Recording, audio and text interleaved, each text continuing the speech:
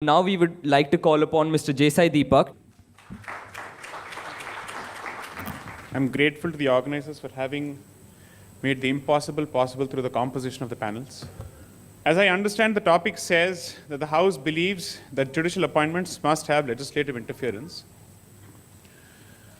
Now, the good part about the framing of the proposition is that it does not speak for or against the institution of the collegium itself, which means, as I understand it, the way I have carved out the proposition for myself is that I am not here to defend the institution of collegium. Rather, I am here to define what is legislative interference and push back against it. That's how I see it. Because the question was not whether there's a choice between a collegium and legislative process. The question is whether there should be legislative interference in the appointment of, in judicial appointments. That's how I see the question. So going by that, let me start with creating some kind of a sliding scale here for people to understand what are the different options available. First is the provision itself, which speaks of the appointment by the President in consultation with the Chief Justice of India. Now, that has been the subject of at least 3 landmark judgments and subsequently 2016. You have one system which effectively creates a bubble of sorts, which is the collegium system, where judges decide for themselves on the basis of a consultative process which is internal in nature to understand how the appointments will come about, of course with some kind of inputs, which may be sensitive inputs with respect to security considerations that may be received from the executive. Then there is the other end of the spectrum, where the appointments are effected either by the executive or the legislature. Here the question was not about executive interference, the question was about legislative interference.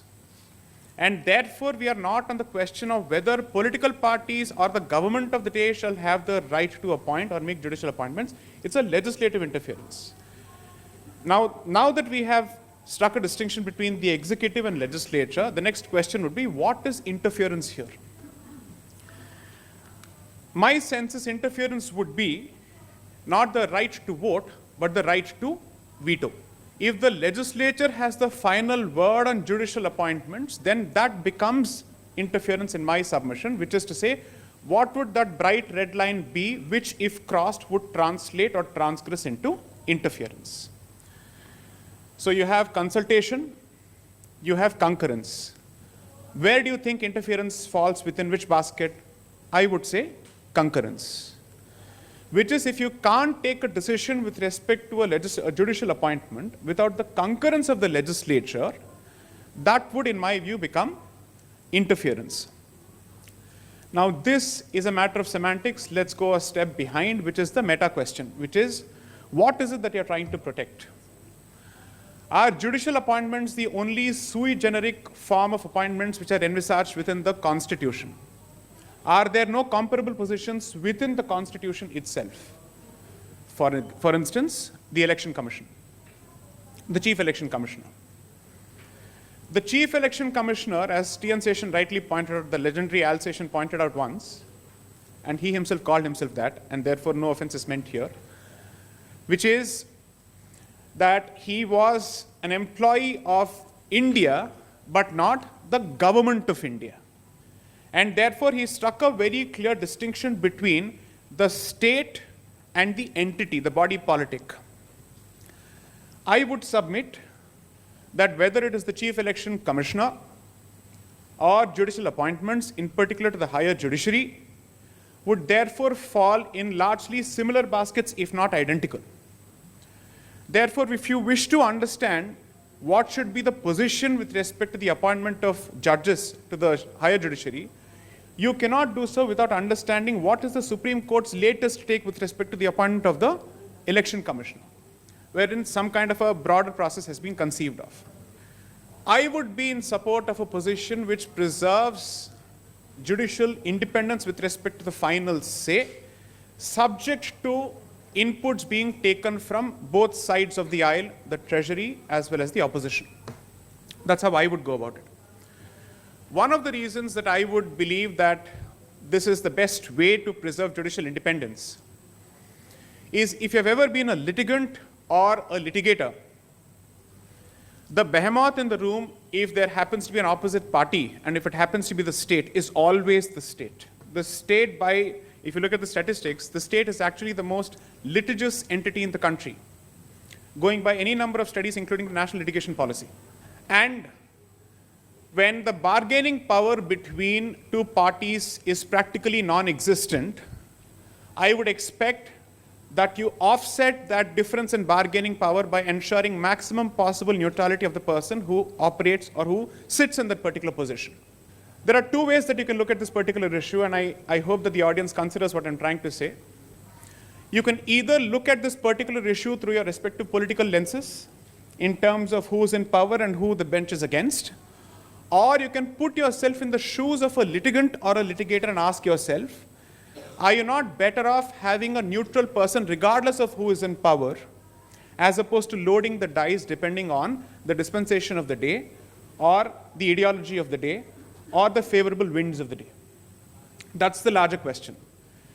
And if you look at Constituent Assembly debates, particularly debates which dealt with the draft Article 103, which was the predecessor article to 124, discussions revolved around preserving the independence of the judiciary to the maximum possible extent.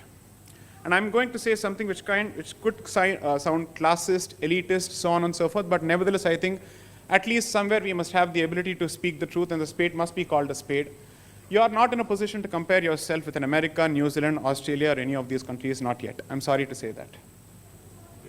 I don't think you're in a position to actually say that where democracy has been fully democratized, where the power of adult suffrage, universal suffrage, or franchise is capable of being bought for a biryani packet or a bottle of alcohol, and which is still largely the truth regardless of which part of the country you go to. This is not limited to any particular state or region.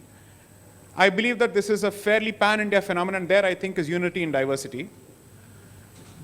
I believe that there must be one check in that place, and that hope has been the judiciary traditionally. And if you look at the track record of the judiciary in this country, every time the executive has failed us, people have reposed faith in the institution of judiciary. Kindly strike a distinction between two different issues. One is judicial accountability and judicial appointment. We are on the question of judicial appointment. It is possible to ensure accountability without interfering with the process of appointment, which means perhaps you could have greater standards of disclosure with respect to assets, greater standards with respect to conflict of interest. You could have greater standards with respect to how a person can be removed from the office. But don't conflate that issue with the question of judicial appointment. If you do so, in my humble submission, you will walk into a trap and you'll forget what the issue is about. Kindly, constantly focus on the issue.